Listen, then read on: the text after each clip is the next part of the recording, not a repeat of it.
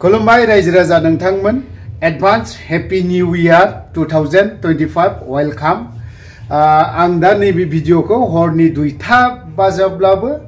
Upload खालामनाय जागोन नङाब्ला गाबोन फुङाव नुगोन टटेलि गिर्जा सिंनि जोङो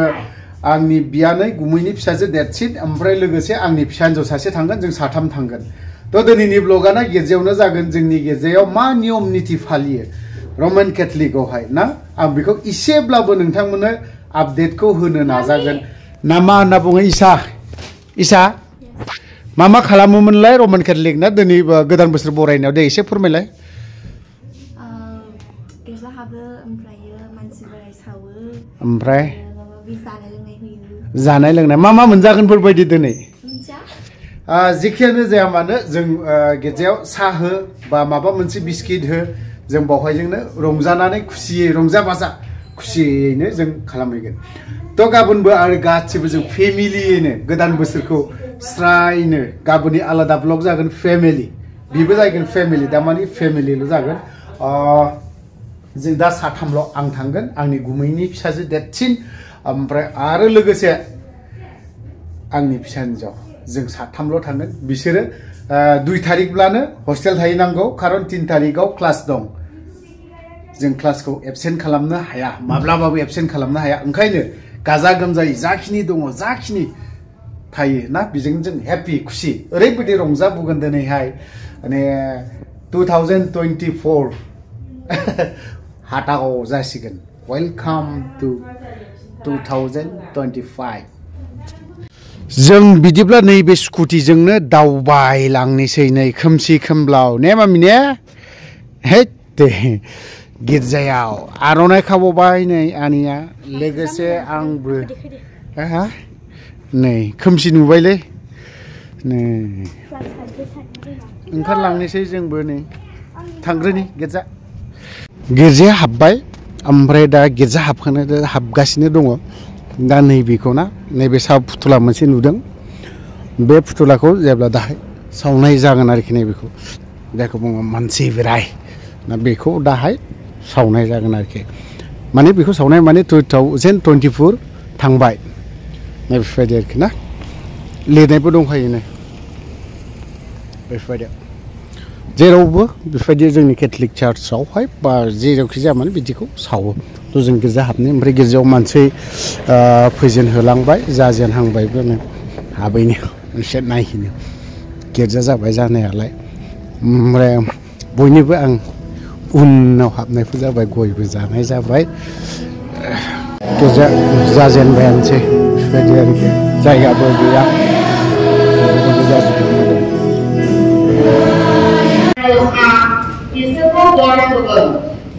Kurang masiko mulai, ara bini disgaza perko, nungsar Israeli perko, dibagi gorgo, nungsar Yesebu gun, perkua nungsabu gorgo, ara lapito, perkua kami mikunko.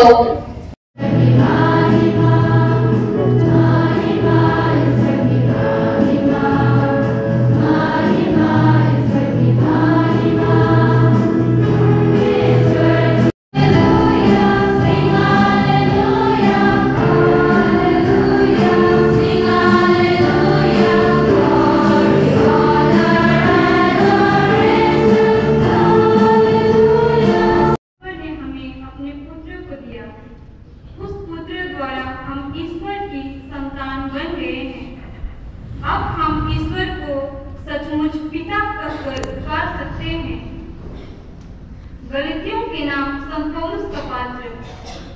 ईश्वर ने अपने पुत्र को भेजा वह एक नारी से उत्पन्न हुए समय पूरा हो जाने पर ईश्वर ने अपने पुत्र को भेजा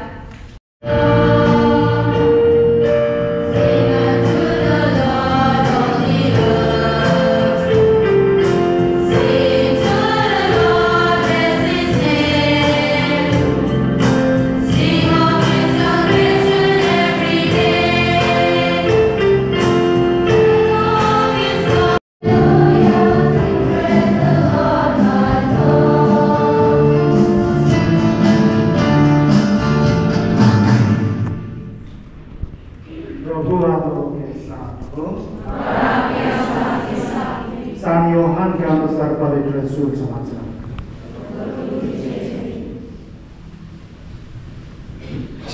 आदि में सब था,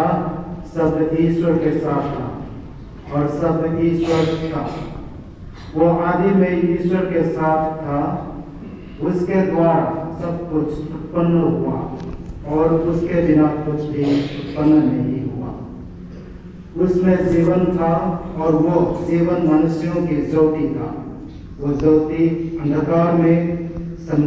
समझती रहती है, अंधकार में उसे नहीं बुझाया। शब्द वो सच्ची ज्योति था। होता है, एक साल खत्म हो जाता है। साल का समय में हमारे लिए बहुत कुछ करने के लिए ईश्वर दिया था और उसको हम लोग कैसे किया उसके अनुसार हमारा आनंद होगा, कैसे उसको हम लोग तिरस्कार किया इसके अनुसार हमारा दुख होना। और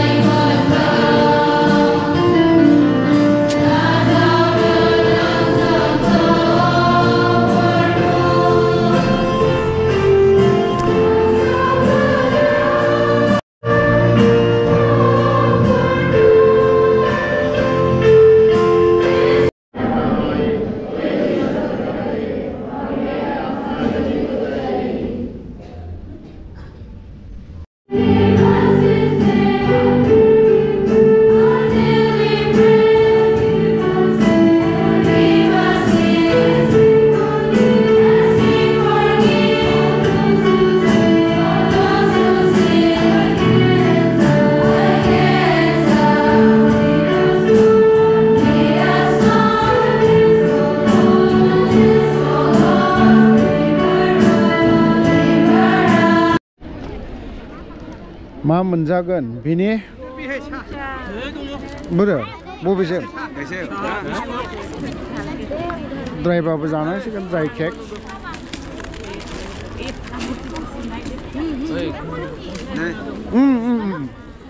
मोनजाग्रोबाय आं नै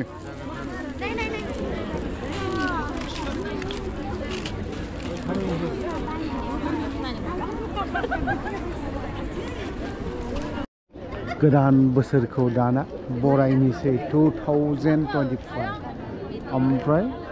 आरो नै बिजों सानैसो दंबावो नायहैनोसै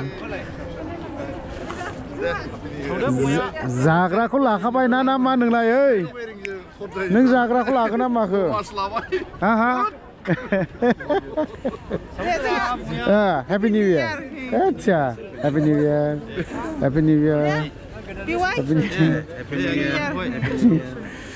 ओरैहायसो थांनांसिगोन माने ओरै लाइट गैयाना औ आब' गोजोन्थों हेपि निउ इयार दा गोदान बोसोरनि बयबो दा रंजासिगोन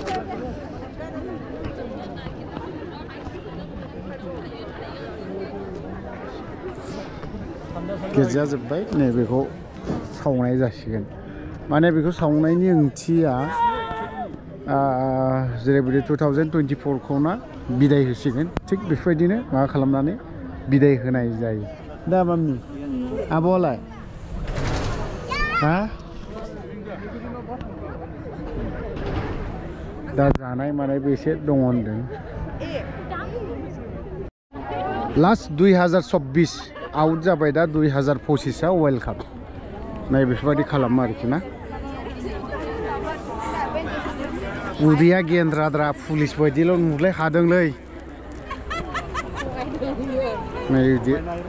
2024 आ थांबाय ना फादार थांबाय 2024 आ थांबाय ओमफ्राय दा वेलकाम जों 25 खौ बरायगासिनो दं आरो दा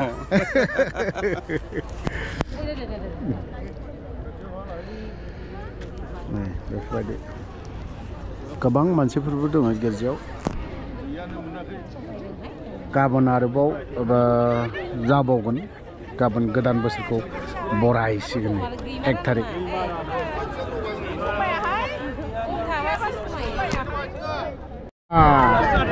दासो थरफा थरफा बेरजेनदों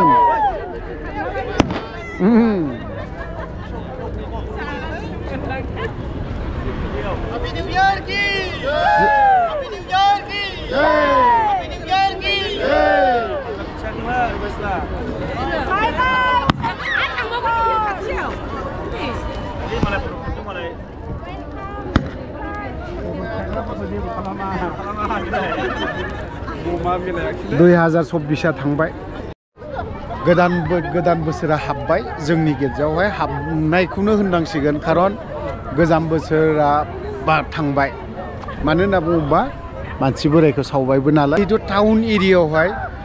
हरनि 10टानिफ्राय बेबायदि अर सावनाय बा माबा मोनसे सावनाया पारमिसन मोनाखै बेखायनो